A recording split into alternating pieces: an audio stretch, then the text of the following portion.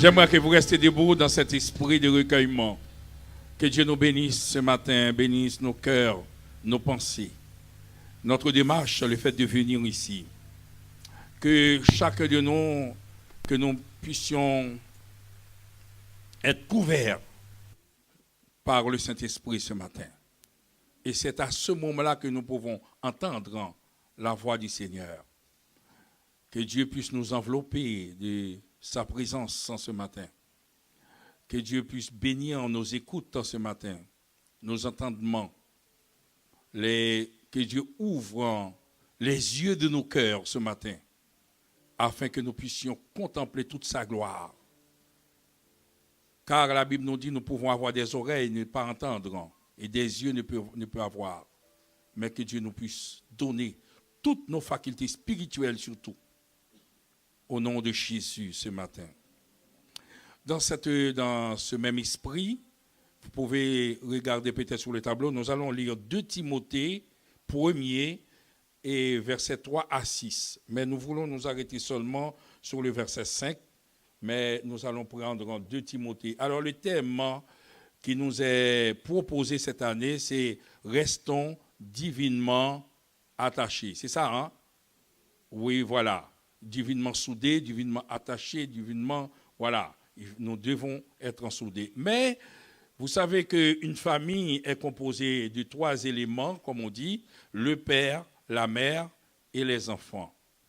Et bien souvent, les enfants sont la cause d'une division dans les foyers. Le père accuse la mère d'être soit trop sévère ou trop laxiste. La mère fait aussi l'inverse et ça cause bien souvent des divisions. On ne peut pas à cause de cela. Et c'est pour cela ce matin, nous allons considérer non pas le père et la mère, mais ce 3e élément, les enfants, et à qui Dieu nous donne d'élever selon sa grâce. Je lis pour vous, écoutez avec respect, vous pouvez peut-être en lire aussi. Ah, mais c'est bien affiché sur les écrans. On va lire ensemble, mes bien-aimés. C'est toujours, on travaille ensemble. Moi, j'aime quand on travaille ensemble pour la gloire de Dieu. Amen, mes bien-aimés. Il faut qu'on participe ensemble. Parce que Dieu est en train de nous parler, ce n'est pas énorme. Ce n'est pas mon message. Et si ce n'est mon message, ce n'est pas la peine de venir parce que vous écoutez des hommes éloquents à la télévision, des hommes qui sont passés à l'école pour parler. Moi, je ne sais pas parler avec mes mots, mais si nous sommes branchés, comme on dit, sur la même longueur d'onde, en vérité, ça va faire effet dans votre vie et dans la vie de chacun de nous. Alors, nous allons lire ensemble. Je rends grâce à Dieu que mes ancêtres ont servi et que je sers avec une conscience pure. De ce que nuit et jour, je me souviens continuellement de toi dans mes prières. Le verset 4. Me rappelant tes larmes et désirant te voir afin d'être rempli de joie. Le verset 5. Gardant le souvenir de la foi sincère qui est en toi, qui habita d'abord dans ton aïeul Loïs et de ta mère Eunice, et qui, je suis persuadé, habite aussi en toi. C'est pourquoi je t'exhorte à ranimer le don que tu as reçu en position de mes mains, parole du Seigneur. Asseyez-vous, mes bien-aimés. Gardant le souvenir de la foi sincère qui est en toi, qui habita d'abord dans ton aïeul Loïs et de ta mère Eunice, et qui, j'en suis persuadé, habite aussi en toi, parole du Seigneur. Vous savez, nous vivons aujourd'hui, comme vous le savez déjà, je ne vous apprends rien, dans un monde très difficile. Un monde de violence. Nous venons d'apprendre, peut-être pour vous, c'est une nouvelle, mais pour d'autres, ça faisait trop longtemps qu'il y a des violences gratuites, et surtout à l'école. Je vais revenir là-dessus. Et le monde qui est plongé tel qu'il est n'est pas le fruit du hasard. Dans un premier temps, j'aimerais attirer votre attention que notre message, quand on prêche, on ne parle, on vous soulève pas contre un gouvernement. Et la Bible nous demande de prier pour les gouvernements. Ce sont des hommes qui ont d'énormes difficultés, qui ont de bonnes intentions pour faire du bien, mais dans la réalité, ce n'est pas ainsi. Nous devons prier pour notre ville, la ville de Blanc-Ménil, les autorités, et nous avons un ennemi, c'est l'autorité qui domine. Mais ce n'est pas des hommes physiques. Nous ne sommes pas là pour révolter quelqu'un, nous ne sommes pas là, ce n'est pas notre... Loin de là. Déjà, la Bible nous demande d'être des ouvriers de paix, au contraire. Amen, mes bien-aimés. Voilà. Au départ, la France, ce n'est même pas la France, c'est le monde occidental qui a reçu une éducation, on appelle l'éducation judéo-chrétienne. C'est-à-dire, et surtout la France, toute l'éducation, les écoles étaient au départ chrétiennes. C'était l'Église catholique et l'Église protestante qui détenaient, qui avaient en même temps l'école et qui donnaient une éducation basée sur la parole de Dieu, sur la Bible. Et à ce moment-là, la France était ce qu'elle était. Voilà. Il y avait non seulement, il y avait une richesse aussi intellectuelle. La Sorbonne, les grands, nos dévanciers, les poètes, etc. Vous savez, dans les quel que soit le royaume sur terre, il y avait une seule chose, on vous demande de parler français. Tout en Angleterre, même si le pays parle anglais, mais dans le royaume, parce que c'était une langue, comme la France, c'est la ville de lumière, c'était une langue raffinée, tout le monde devait parler. C'était le pays sur lequel tout le monde regardait. En 1881-82, il y avait un homme, ça a commencé longtemps, mais c'est la goutte d'eau qui a fait déborder le vase, un homme qui s'appelait Gilles Ferry. Combien d'enfants là? Combien de parents qui ont des enfants à l'école Gilles Ferry, qui portent le nom Gilles Ferry? Non? Il n'y a aucun Gilles Ferry. Oui, mais ici, là, non? Oui, merci ma sœur, Gilles Ferry. Et c'est rare qu'il y a dans une ville qu'il n'y a pas une école qui porte ce nom-là. Et pourquoi Gilles Ferry? Gilles Ferry est arrivé, qui était ministre à ce moment-là de l'éducation, dans les années, longtemps, ça fait plus d'un siècle, qui a dit, nous ne voulons pas cette école de Dieu. Nous voulons une école à nous. Gilles Ferry a interdit les écoles chrétiennes et remplacé par des écoles laïques. Et pour apaiser la situation, parce qu'il y avait des révolutions, il a dit que maintenant nous donnons une école gratuite. C'est-à-dire, puisque c'est sans payer, on solde l'école. Et puis, à ce moment-là, cette éducation chrétienne est passée par une éducation laïque. C'est-à-dire, n'importe qui peut enseigner. Et parce que le but derrière, c'est que Gilles Ferry voulait une école sans Dieu. Une école à nous, c'est nous. Maintenant, voilà. C'est ce qui a commencé à dégringoler la France jusqu'au mariage pour tous, jusqu'à la théorie du genre. C'est-à-dire, on enseigne nos enfants à l'école. Quand tu arrives à l'école, même si tu es un homme, si tu veux devenir une femme, ce n'est pas grave.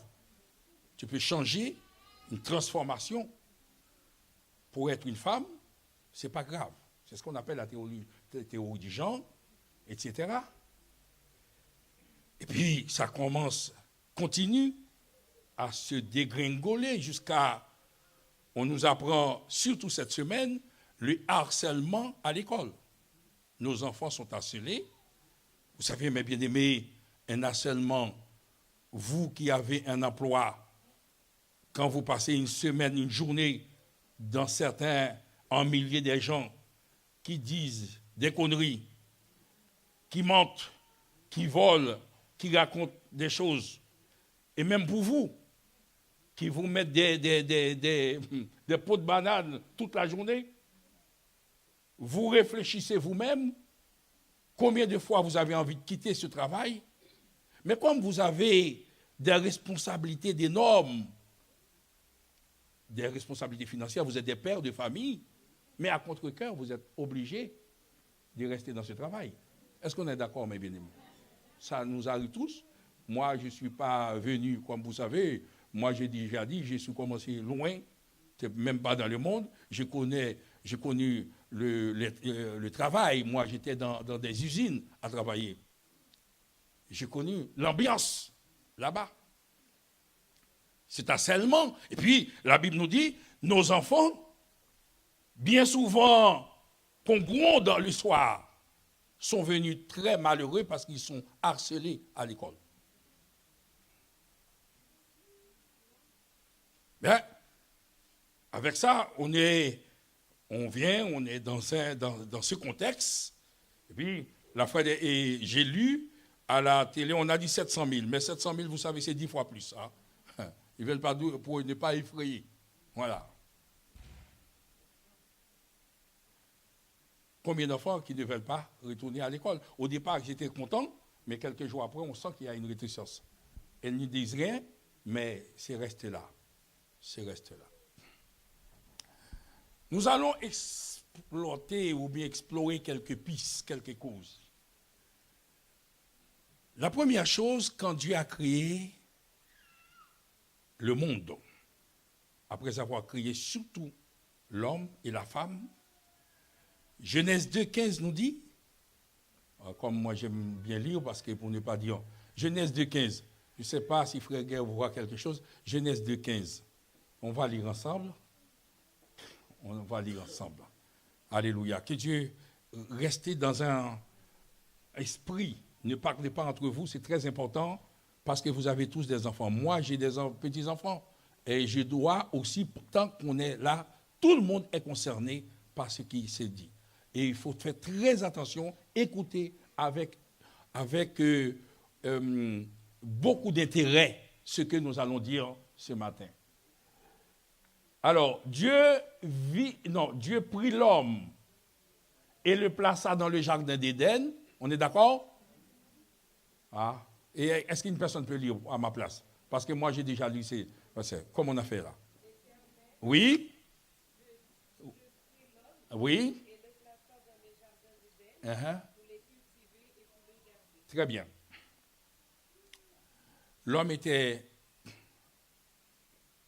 incorruptible, c'est-à-dire qu'il était parfait, parce que Dieu a créé l'homme parfait, parce qu'il va dire, cela était très bon. Dieu a employé ce qu'on appelle le superlatif, pour dire que Dieu, l'homme, cela était très bon, quand il a créé l'homme et la femme et toute la créature. L'homme était très intelligent, puisque l'homme a pu donner des noms aux animaux. L'homme aussi avait l'autorité maintenant, parce que le fait de donner des noms dans l'ancien temps, c'est une marque d'autorité. C'est pour cela qu'on a changé les noms de Daniel, etc., pour dire que tu n'es plus sous l'autorité du roi d'Israël, mais maintenant c'est moi. C'est-à-dire, c'est une marque d'autorité. Donc, c'était le royaume. L'homme était le roi placé sous la protection, placé sous l'autorité du roi des rois, qui s'appelait l'Éternel, à ce moment. Est-ce qu'on est d'accord, mes bien-aimés? Bon. Mais l'homme avait aussi une responsabilité. La responsabilité, c'est de cultiver la terre. Qu'est-ce que ça veut dire cultiver? Le mot cultiver a deux sens dans le langage français, tout à fait. On peut dire cette personne est une personne cultivée, par exemple. Il y a le sens cultiver des produits agricoles dans un premier temps, mais il y a la culture de Dieu, la culture. Une culture, on peut dire la culture haïtienne, c'est l'ensemble des traditions haïtiennes qui forment la culture haïtienne. Ce n'est pas maintenant la culture de la terre. Est-ce qu'on est d'accord, mes bien-aimés? Est-ce que vous me suivez? Je ne sais pas si je vais trop loin avec vous. Amen, mes bien-aimés, c'est important. Amen. La culture française, ce n'est pas le blé, etc., le maïs, les choses, les pommes de terre, mais c'est toute la tradition qui forme une culture d'un pays. L'homme était chargé de donner la culture de Dieu aussi en même temps sur la nature, parce qu'il était l'autorité principale. Son travail n'était pas cultiver la terre. D'ailleurs, la terre, cultiver, c'est-à-dire, moi je crois qu'à ce moment-là, c'était seulement, il fallait aller chercher le maïs. Quand on veut manger du maïs, il faut aller chercher seulement, parce que c'est après, maintenant le péché, qu'il fallait travailler la terre à la sueur de son front, mais au départ, ce n'était pas comme ça. Donc, pour Dieu, la vraie culture, ce n'était pas vraiment la culture pour chercher à manger. Dieu s'occupait de ça, puisqu'il va dire, cherchez premièrement le royaume des cieux et sa justice, et toutes choses vous seront données par-dessus. Est-ce qu'on est d'accord? Et là, Jésus va dire plus tard, l'homme ne vit pas seulement de pain, mais de toute parole qui sort de la bouche de Dieu. Donc, c'est-à-dire la culture que Dieu parle seulement, c'est la parole de Dieu, c'est dans le comportement, dans les affaires, dans l'éducation qu'il fallait donner la culture de Dieu, dans les comportements, dans la vie de tous les jours. Et donc, l'homme était chargé pour garder, pour transmettre la personnalité qui est Dieu vraiment, dans toute la création d'une manière générale. Et plus tard, dans Luc, quand on va parler de la parabole de la semence, le semeur, et puis on va poser la question, qui est la semence? Jésus va dire la semence, c'est la parole de Dieu. Amen, mes bien-aimés. Amen, mes bien-aimés. Donc, la culture que Dieu nous demande de faire, c'est cette culture-là. Non seulement la culture, mais il faut cultiver maintenant. Alors, la première personne qu'on doit donner la culture de Dieu, ce sont d'abord nos enfants. Mais il se passe quelque chose tout au départ. Quand nos enfants sont tout petits, ils sont tellement mignons, gentils, sous nos autorités. Si on leur dit d'aller tourner à gauche, ils tournent tout de suite à gauche, gentiment. À droite, sans problème. Et bien souvent, ils nous demandent le dimanche et même le samedi, papa, prépare-moi ou bien maman, prépare-moi mes affaires, il faut que j'aille à l'église. Comme on dit, que demande le peuple? Si nos enfants sont aussi bien, eh bien, nous, ce que nous faisons, puisque dans l'apparence tout allait bien, on laisse passer, on amène nos enfants à l'école, au contraire, on achète de belles baskets, de beaux vêtements, mais on ne s'occupe pas, surtout pas, de la vie spirituelle des enfants. La Bible va nous dire dans Proverbe 22, comme vous le connaissez déjà, verset 6, instruis l'enfant dès son jeune âge, et que plus tard, qu'il ne s'en détourne pas. Quand il sera vieux, il ne se détourne pas. C'est un secret. Pendant que l'ennemi, puisque tout paraît bien, on ne fait pas ce travail, à l'école, on dit à l'enfant, tu peux changer de sexe. À l'enfant, tu peux marier, un homme peut marier avec un homme. Une femme peut marier, mais pendant l'enfant est en train maintenant de recevoir du venin dans sa vie. Et nous, ce qu'on fait maintenant, on est là, on ne fait pas grand-chose parce que l'enfant ne demande pas, il n'y a pas de révolte, il n'y a rien du tout. C'est un cercle vicieux. Amen, mes bien-aimés. La Bible nous dit, mes bien-aimés, quand le semeur a semé, et puis le lendemain, ils ont trouvé des livrets. La Bible va nous dire, les disciples ont dit, mais Seigneur, nous avons semé de bonnes plantes. Mais qu'est-ce qui s'est passé? Il dit, c'est un ennemi qui a fait cela, et pendant que vous êtes en train de dormir. La paix soit avec vous, mes bien-aimés. Nous ne venons pas d'accuser les parents, nous venons vous dire, mes bien-aimés, encore de rester sous vos gardes, parce que pour vous qui allez avoir des enfants, pour vous qui l'avez encore, etc., comment faire? Comment garder nos enfants dans la foi? Ce que nous faisons aujourd'hui, au lieu de faire ce travail qui demande beaucoup de ressources, ce que nous faisons, nous avons notre phénomène qui arrive dans les foyers. Le phénomène de WhatsApp. Le mari est dans sa chambre, tac, tac, tac, tac, tac, tac, tac, tac. La femme est quelque part, tac, tac, tac, tac, toute la journée. L'enfant aussi, tac, tac. C'est pas grave, même si vous ne dites pas amen, c'est pas grave. Moi, je prêche dans le désert, je prêche pour moi. Amen, bien aimé. Voilà. Oui. Et ça, maintenant, c'est même pas dans les foyers, même à l'église. Pendant l'adoration, on voit des gens avec leur truc. Ça devient un poison qui contamine l'église maintenant. Un fléau, une contagion qui frappe l'église. On oublie Dieu avec ce problème. Et quand on voit le nombre de trucs inutiles, moi j'ai un pasteur qui m'envoie au moins une vingtaine de messages par jour. Et quand on prend, si chaque message, il y a 15 et 20 minutes. Donc ça fait maintenant, on dit 20 minutes, ça fait 600 minutes. Je me demande si ce pasteur a le temps de prier.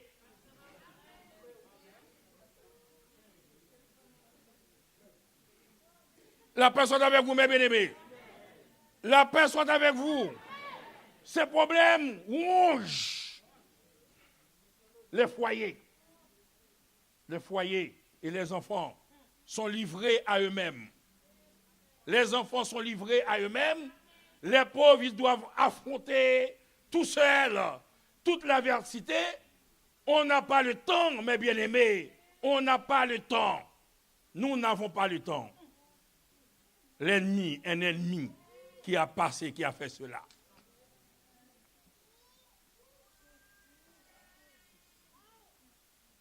La paix soit avec vous, mes bien-aimés.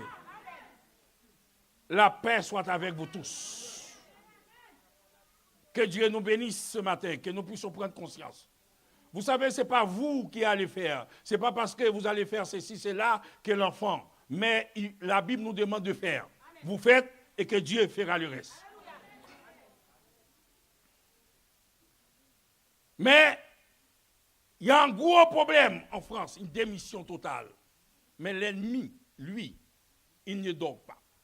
La paix soit avec vous, mes bien-aimés. Il fait son travail. Chaque jour à l'école, il mine l'enfant. Maintenant, quand vous avez aperçu que ça commence, vous avez trouvé des signes, c'est trop tard. L'ennemi a déjà semé le livret dans la bonne sémence. Et maintenant, bien souvent, c'est trop tard, mes bien-aimés. Si ce cas est arrivé, mes bien-aimés, que Dieu nous pardonne à chacun de nous et que Dieu, qui est Dieu de miséricorde, puisse nous aider maintenant à prendre ce travail pour la gloire de Dieu et à reconquérir. Nous allons dans le camp de l'ennemi pour arracher ce que le diable a volé au nom de Jésus. Amen, mes bien-aimés. Dieu nous donne aussi cette autorité. Nous pouvons arracher Et il nous donne, mes bien-aimés, cette autorité, cette grâce, cette puissance d'entrer maintenant, oui, et d'arracher pour le nom de Jésus. Alléluia, mes bien-aimés. Parce que l'Éternel disait tout simplement, avec Moïse, disait à Pharaon, laisse aller mon peuple, laisse aller mes enfants, laisse aller mes femmes, laisse aller. Et mes bien-aimés, tout le monde était parti au nom de Jésus. Et je prophétise sur l'Église, s'il y a un enfant qui est abandonné, soit par une négligence quelque part, et que les parents reprennent conscience ce matin, en vérité, nous prophétisons sur les retours des enfants à la maison maintenant, au nom de Jésus. Alléluia, gloire à Dieu. Alléluia. C'est une grâce, c'est une victoire. Amen, mes bien-aimés. Vous savez, mes bien-aimés, ce n'est pas parce que vous allez faire ceci, mais Dieu vous demande, faites là ce que Dieu vous demande de faire, il fera le reste. Amen, mes bien-aimés. Maintenant, on va arriver sur le texte que nous avons lu ensemble. Le texte va nous parler sous plusieurs formes. Il parle dans 2 Timothée 1er, surtout le verset 5. Nous allons voir quelques points sous ce verset et pour conclure, pour la gloire de Dieu. Que Dieu puisse nous bénir ensemble, mes bien-aimés, que Dieu... Voilà. Alors, il dit, gardant le souvenir de la foi sincère qui est en toi, qui habita d'abord dans ton aïeul Loïs et de ta mère Eunice, et qui, j'en suis persuadé, habite aussi en toi. Un seul verset, mais rempli de beaucoup de choses. Le premier mot, gardant le souvenir, dans le texte original, c'est pas ça, tout simplement. Vous savez, le français, il faut donner une forme cohérente, à la phrase. Gardant le souvenir, le mot, c'est un mot grec, lambado, c'est-à-dire ayant reçu le souvenir de la foi, tout simplement. C'est-à-dire, je vais expliquer ça en créole, peut-être je vais traduire après. Et non pas qu'on ait moun dans le quartier, côté dans la ville là, foi moun ça tellement t'es solide, même si moun a mouru, on parle de lui. Oh, il n'y a pas la caille non, bon, moi j'ai le problème. C'est-à-dire, ayant reçu, ce n'est pas, j'ai entendu un témoignage tellement solide de ta grand-mère. Là, elle, c'est la grand-mère. Non seulement de ta grand-mère, Timothée, mais de ta mère aussi. La personne avec vous. Et ensuite, maintenant, si, qu'est-ce qu'il va dire? Foi, ça m'entendait, c'est lui-même, ou bien, en vérité, au café face. La personne avec vous. La deuxième chose, ayant reçu le souvenir de la foi sincère. La foi sincère. La foi sincère, le mot signifie la foi sans hypocrisie. La foi sans hypocrisie, c'est-à-dire que Eunice et Loïs ne faisaient pas des semblants. Amen, mes bien-aimés. Quand on vient à l'église, on danse, on dit béni soit l'Éternel, mais à la maison, c'est une catastrophe totale. Pour le mari, c'est une catastrophe totale. Pour la femme, c'est une catastrophe. Pour les enfants, etc. Non, c'est une foi sincère, une foi sans hypocrisie. Et le mot, on ne peut pas dire sans hypocrisie, c'est trop, voilà, on dit une foi sincère. Et ensuite, il y a un autre mot fort qui habita. C'est-à-dire que ce n'était pas une foi passagère, une foi selon le temps, mais le mot demeurer, c'est-à-dire depuis me connais, depuis maman. Oui, tu as raison, mon frère. Depuis grand nous. Amen. Amen, bien-aimé. Passez par maman. Amen. Oh, non seulement, m'entendez ça, m'entendez on dit ça, mais on dit une foi où tu as un bagage sincère. on bagaille sans hypocrisie, on bagaille vrai. Et puis aussi, ce n'est pas quelque chose, ça a duré pendant le temps. Amen, mes bien-aimés. Voilà.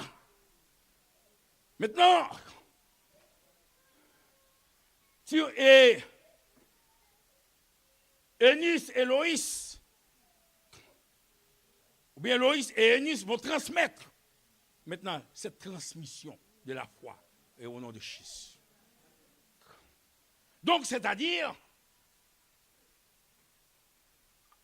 avec le peu de moyens, peut-être, ils ont fait le travail du Seigneur.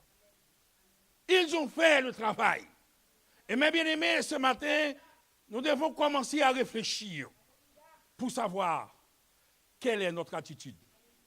Comme je vous dis, vous ne sauvez pas un enfant. Ce n'est pas parce que l'héritage qui va sauver l'enfant. Mais vous, Dieu vous nous donne quelque chose à faire. Dieu nous donne quelque chose à faire. Quel comportement à la maison?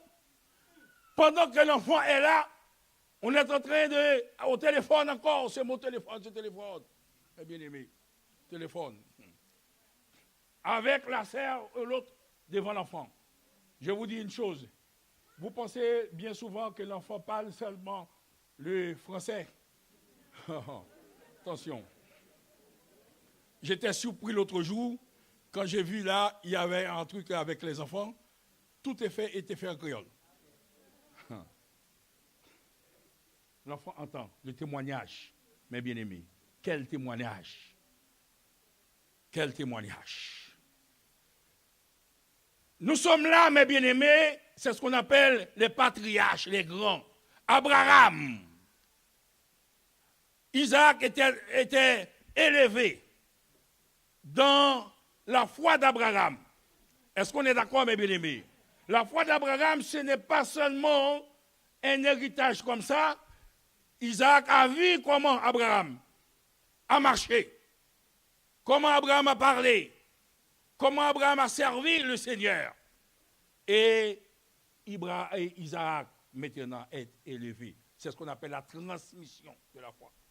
Vous savez, il y a un dernier problème maintenant que les hommes nous donnent, nous disent maintenant. L'éducation, maintenant, ils vous disent, à partir de 40-50 ans, et toute personne qui a 40-50 ans, s'ils ont déjà un travail, les laisser. Mais s'il n'y a pas de travail, il ne faut pas les prendre. Pourquoi? Parce que la société va tellement vite, les vieux, on les jette quelque part. Il faut prendre des jeunes plus faciles à comprendre.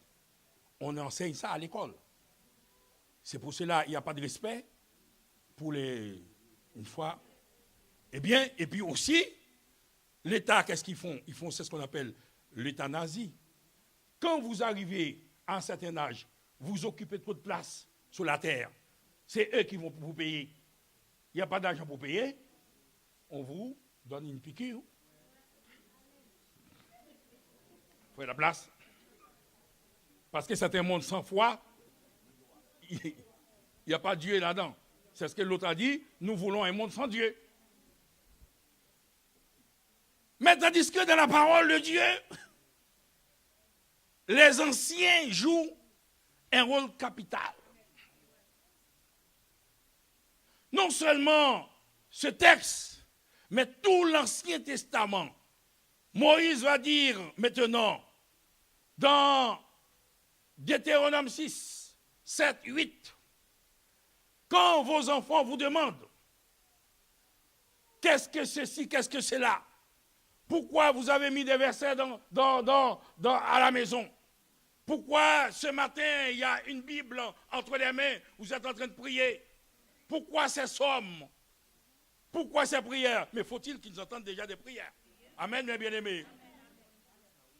Il faut qu'ils arrivent à poser cette question. Et c'est à ce moment-là, vous allez dire, l'Éternel a fait de grandes choses pour nous. Nous étions esclaves en Égypte. Les choses allaient mal pour nous. Et pourtant, l'Éternel a ouvert la mer Rouge à main forte et à bras étendus. Et nous a fait passer au travers de la mer Rouge. Et nous a nourris pendant 40 ans dans le désert. Nos chaussures n'étaient pas usées. Nos vêtements n'étaient pas usés. Et il nous a fait traverser maintenant dans le pays où coule le lait et le miel. Oui, c'est là notre témoignage. Il y a un témoignage, il y a une transmission de grâce. Dans l'ancien temps, c'était tellement important. C'est pour cela qu'il y a eu un combat entre Ésaü et Jacob. Parce qu'ils savent que la transmission de cette grâce, de cette bénédiction est tellement importante. Et puis, ils se sont mis à se battre. Et vous connaissez la suite de l'histoire. Et Jacob a béni les 12 fils qui étaient devenus les piliers de la nation d'Israël. Et la Bible nous dit, plus tard, il va y avoir des 12 portes dans le royaume. On dit, peut-être, il y a des gens qui disent c'est 12 apôtres, d'autres disent c'est 12. Les 12 tribus, les 12 tribus qui forment la nation d'Israël. Et tout cela, mes bien-aimés, c'est dans une transmission. Vous savez, pour terminer, je sais, comme je vous ai parlé tout à l'heure, des personnes. Je connais une dame. Elle est décédée. Je n'étais même pas à l'évangile. Mais cette dame m'a marqué. C'était une dame qui n'avait pas beaucoup de moyens financiers. Et quand elle devait participer surtout dans des veilles de nuit, elle n'avait qu'une paire de sandales. Mais il fallait faire très attention à cette paire de sandales. C'est peut-être une paire de sandales pour toute sa vie. Quand elle allait à la veillée, à la nuit, chez nous, comme je vous ai dit, il y a des pierres, etc. Pas peur que les sandales se déchirent, elle porte la sandale ici. C'est juste à l'entrée maintenant. À l'entrée, de là où on va faire le veillée sur les tonnelles, elle va passer dans un truc qui a un peu d'eau, elle se lave les pieds pour mettre les sandales juste pour entrer. Et après pour sortir, puisque ça coûte cher, elle n'a pas les moyens. Mais je vous dis, ces dames-là, c'est ce qu'on appelle des bulldozers spirituels. Quand elles ouvrent leur bouche, on sent qu'il y a le feu. Amen, mes bien-aimés. C'est vrai, s'ils étaient pauvres physiquement, mais spirituellement.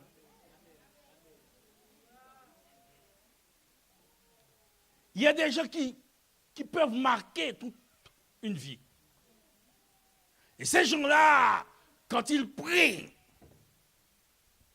on sent qu'il se passe quelque chose. Parce qu'il y a puissance. Il y a un message qui se dégage. Il y a la gloire de Dieu dans ce message. Il y a une transmission. Et mes bien-aimés, aujourd'hui, ma prière, c'est que Dieu nous aide. Que Dieu nous bénisse. Et qu'il nous prépare, mes bien-aimés, pour un combat final. C'est que nos enfants, et quel que soit l'endroit où ils sont maintenant, nous n'avons que 2 heures par jour pour s'occuper de nos enfants. Pour ceux qui travaillent. Vous entrez à 6 heures, mais à 8 heures, il faut que l'enfant soit déjà au lit pour demain. Vous n'avez que 2 heures, même pas 2 heures, le temps de donner à manger, 1 heure. Et c'est cette heure-là qui est fatidique, comme on dit. Comment on va faire? C'est à ce moment, mes bien-aimés, vous devez faire, vous savez, à l'école, vous et moi, quand on veut nous faire apprendre l'étape de multiplication, même si ça ne rentre pas, on nous fait jusqu'à ce que ça rentre maintenant. On sait qu'on est maintenant 2 fois 2, on sait combien. Mais on doit en donner pendant que l'enfant est capable, peut maintenant, est en état d'apprendre maintenant, plus facilement, pendant que l'ennemi, l'autre côté, pose des venins mortels. Nous aussi, nous devons poser la parole de Dieu, la base de toute vie, mes bien-aimés, la référence de toute vie, mes bien-aimés. Si quelqu'un est en Christ, il est une nouvelle créature. Les choses anciennes sont passées et voici toutes choses sont devenues nouvelles. Mes frères, nous avons encore quelques cartes à jouer. De toute façon, en Christ, il y a toujours quelques cartes à jouer. En Christ, il y a toujours une carte d'atout. Amen, mes bien-aimés. Nous avons toujours une dernière carte au nom de Jésus. Et nous allons l'employer, non pas aujourd'hui. Je ne vous donne pas un message pour vous culpabiliser. Au contraire, c'est pour prendre conscience, pour dire, OK, maintenant, nous allons récupérer, nous allons faire, nous allons revoir notre manière de vivre, nous allons considérer maintenant. Quand nous rentrons à la maison, c'est vrai, il y a un temps de loisir. C'est vrai, pendant les 2 heures, vous pouvez garder ces 2 heures-là pour vos enfants. Et vous avez le temps d'aller sur WhatsApp. Vous aurez le temps d'aller sur Internet. Vous aurez le temps de regarder. Je ne connais pas les noms, mais il y en a tellement de noms maintenant. Oh, il y a tellement de noms maintenant, mais vous aurez le temps, mes bien-aimés. Occupez-vous de cette petite heure que Dieu vous donne. Et au nom de Jésus, vous pouvez faire des dégâts parce que la parole de Dieu ne revient jamais sans accomplir, bien entendu, toutes les paroles, les promesses de Dieu dans la vie de vos enfants. Dieu nous donne nos enfants. Dieu, l'ennemi, n'a aucun droit sur nos enfants parce que Dieu nous a donné ces enfants. Moi et ma maison, nous servirons l'Éternel. Parole du Seigneur. Que Dieu vous bénisse.